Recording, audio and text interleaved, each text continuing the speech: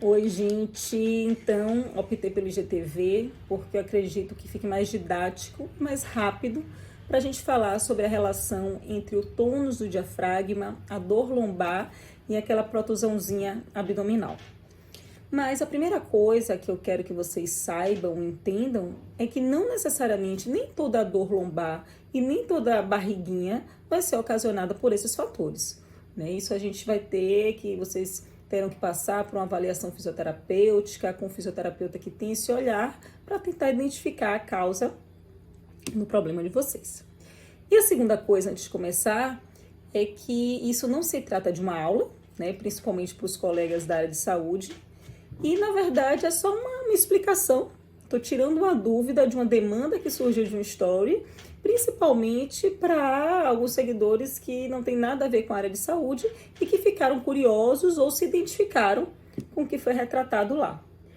Mas, para isso, eu achei necessário trazer algumas imagens para que vocês tenham mais ou menos uma noção do que se trata. E prometo tentar utilizar uma linguagem mais acessível possível. E aí, enfim, como eu não sabia que isso ia gerar um vídeo, eu tô aqui só com a tela do meu notebook e vou tentar adaptar isso para vocês, tá bom? Bom, qual seria essa relação? Qual será essa relação? Mas a primeira coisa que a gente tem que lembrar é do diafragma, que é um músculo respiratório, né? Que quando a gente inspira, ele desce e quando a gente expira, ele sobe. Ele tem mais ou menos esse formato dessa cúpula e observem bem que ele tem uns pilarezinhos aqui, tá vendo? Pois bem, ele tá aqui preso à costela e observem nessa imagem, ele também está preso na coluna. Ele está preso lá nessas vértebras também. Não sei se vocês estão vendo dois orifícios, que é interessante aqui, tem até mais um que essa imagem não está mostrando, que são orifícios onde passa a veia cava, a aorta abdominal, o esôfago. Então, significa que quando esse diafragma está tensionado, ele corre o risco de contrair, de comprimir, digamos assim, essas estruturas, e a pessoa pode vir a desencadear até um refluxo. Não digo que ele seja o causador, mas ele pode, por exemplo, potencializar. Mas aí já é um outro caso.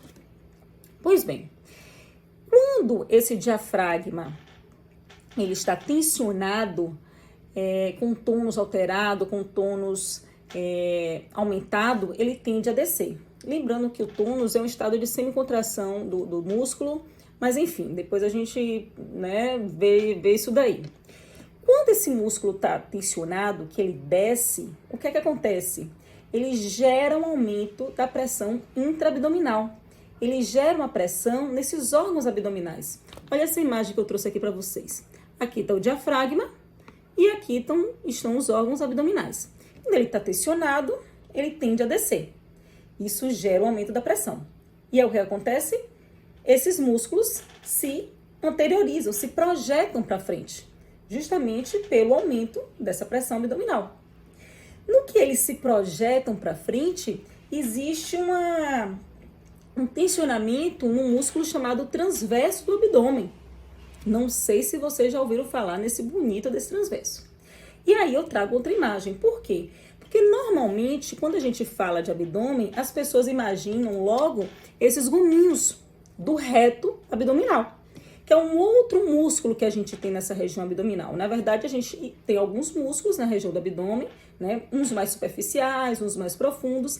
Esses aqui são os mais superficiais, que são aqueles gominhos, que normalmente, né, a gente faz o exercício para ficar com a barriga divididinha, aqueles exercícios tradicionais, né, aquele abdominal tradicional. E esse abdominal normalmente só trabalha essa musculatura superficial, não trabalha a musculatura profunda, né, que é o transverso. A gente tem outros grupos também musculares, a gente tem os oblíquos internos, externos, enfim. Mas vamos nos deter ao transverso. O transverso, gente, ele tem uma ação super importante, né? Ele também é como se fosse um cinturão que a gente tem aqui nessa região do abdômen, uma cinta natural. Ele tem mais ou menos esse formato daqui. E ele é mais profundo e uma parte dele se insere lá na região lombar. Lembrando, gente, que o nosso corpo está muito mais entrelaçado do que você imagina. A gente é um ser único, mas isso também, né, não é o momento da gente falar. Mas enfim, vamos lá. Como houve a distensão desse abdômen, houve a distensão do transverso, esses órgãos se projetaram para frente, o transverso foi distendido, só que ele está conectado com a nossa face tóraco-lombar. Mas aí, o que é que acontece, né? Vamos continuar aqui no transverso. Assim, que eu trouxe uma imagem para mostrar para vocês aqui. O transverso é esse músculo mais profundo. A gente tem outros grupos musculares aqui, o oblíquo externo, o oblíquo interno e o reto, que é o músculo mais superficial do nosso abdômen. Então, significa que se esse transverso ele está mais com um tônus reduzido, ele não tem um bom tônus, ele está fraco. Esses órgãos se projetam anteriormente. À medida que a gente fortalece, que a gente vai melhorar a nossa postura, né, eles tendem a voltar para o lugar.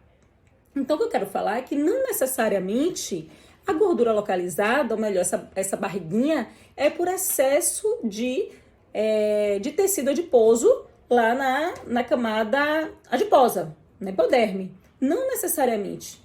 Ela pode ser, esse diâmetro do abdômen, ele pode ser por uma alteração na musculatura. Estão acompanhando aí? Espero que sim.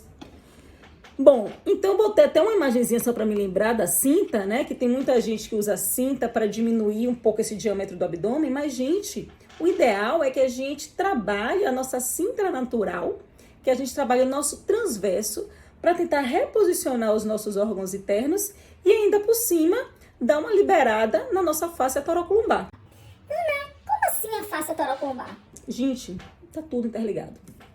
O próprio transverso, que vai também para lá atrás, na coluna também, é como se ele se juntasse com essa face tóraco-lombar. Eles estão interrelacionados. Então, ao mesmo tempo, né, que o transverso ele foi distendido, é como se no mecanismo compensatório ele tensionasse essa face tóraco-lombar, que fica bem nessa região de trás, e olha como eles estão aqui interrelacionados. E aí, naturalmente, o indivíduo vai sentir dor. A gente precisa fazer um trabalho todo de liberação dessa face, dessa musculatura, dessas articulações adjacentes, lombar, sacroiliaca, para tentar melhorar essa região. E aí o que acontece?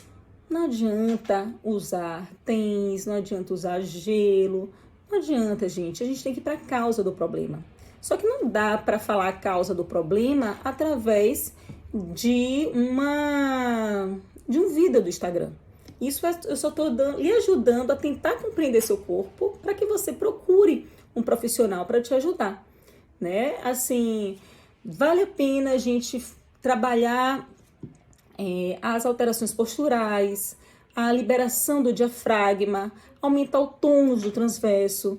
E isso a gente faz com cinesioterapia, com movimento, com liberação miofascial, com toque, com terapia manual.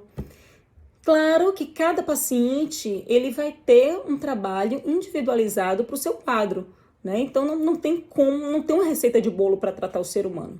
Mas eu queria deixar mais ou menos claro isso para vocês. Então, se eu puder resumir, um tônus do diafragma aumentado, ele tende a descer. No que desce, ele vai aumentar a pressão intraabdominal, que vai gerar uma projeção desses órgãos anteriormente, gerando a distensão do transverso, que isso vai gerar uma compensação na face tóraco-lombar, né? Já que ele foi distendido, ele gera uma tensão na face tóraco-lombar, gerando um quadro de dor.